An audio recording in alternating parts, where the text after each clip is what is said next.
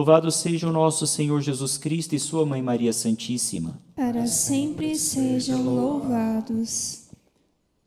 Nós estamos na sexta-feira e hoje é um dia intenso de sacrifício e oração.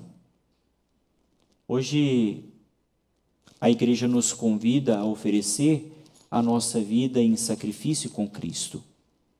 E por isso a pauta, que determina o valor do nosso sacrifício está na virtude do amor. Diz São Paulo, na sua primeira carta aos Coríntios, que eu poderia dar o meu corpo para ser entregue à morte. Se não tiver amor, de nada vale. E é por isso que o profeta Oséias, quando fala sobre o sacrifício, ele diz que além do sacrifício, para além do sacrifício, Deus quer a misericórdia. Eu não quero simplesmente o sacrifício, mas o amor. E é exatamente essa realidade que hoje a primeira leitura, tirada da carta aos Hebreus, nos fala. A partir das tribulações, dificuldades que o povo de Deus e que o autor do livro recorda, está a confiança de que Deus nunca nos abandona. Está a certeza de que nós caminhamos em meio a tribulações, dificuldades, mas o sustento da nossa vida é a nossa esperança. De fato, precisais de perseverança para cumprir a vontade de Deus e alcançar o que Ele prometeu. Assim nos fala o autor da primeira leitura, da carta aos Hebreus, que é na perseverança que nós provamos o verdadeiro valor da nossa fé, o verdadeiro valor da caridade com a qual nós vivemos. É interessante que muitas vezes na nossa vida nós nem precisamos muito buscar o sofrimento, o sacrifício. Às vezes basta para nós trazer dentro do nosso coração a aceitação das realidades do nosso tempo. Quantas vezes passamos por privações, dificuldades, enfermidades, e tudo isso nós podemos colocar diante de Deus como prova da nossa fé, como um sacrifício oferecido. Nosso sacrifício por si só não tem valor algum, mas se juntado ao sacrifício de Cristo, se colocado diante de Deus e com Cristo oferecemos as nossas fragilidades, as nossas dores, as nossas tribulações, então se torna valoroso. Também o Evangelho de hoje nos propõe uma reflexão muito importante, muito bonita. Jesus falava sobre o reino de Deus em forma de parábolas.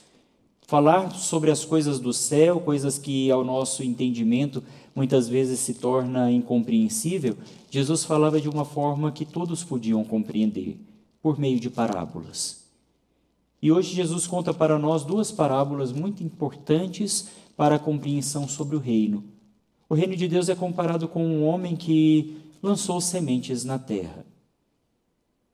Isso remonta para nós, nos faz entender a nossa missão, o modo como nós colaboramos com Deus com a nossa missão. A missão do homem e da mulher sobre a terra é lançar sementes. Nenhum de nós temos o poder de fazer uma semente brotar.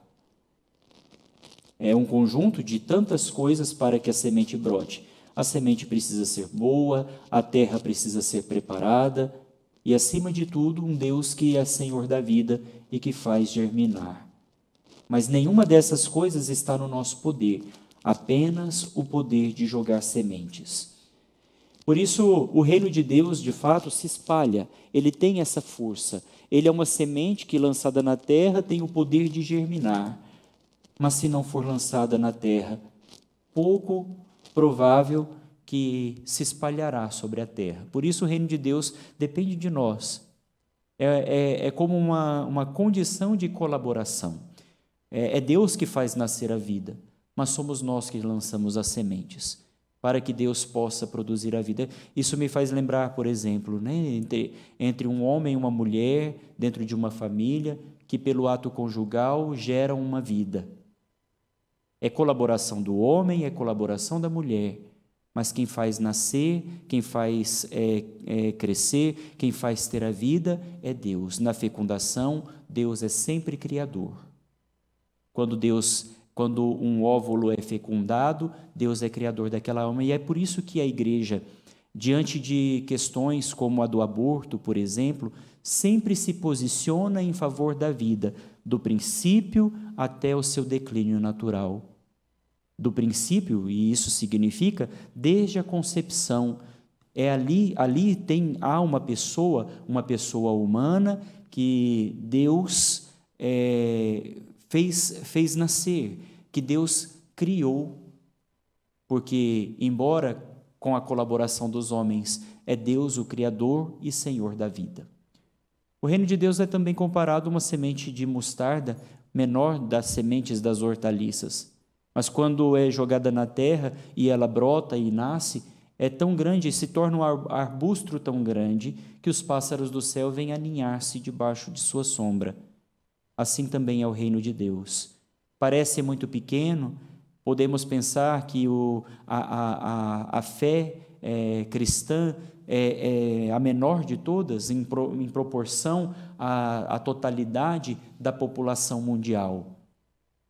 Mas pequenininho, como um fermento, pequenininho como uma semente, ela se espalha e pode se tornar, de fato, uma sombra que abriga, porque, de fato, o reino de Deus é o modo como Deus escolheu para cuidar de nós, apesar dos nossos sofrimentos, dificuldades e desafios que se propõem na nossa vida ao longo da nossa caminhada.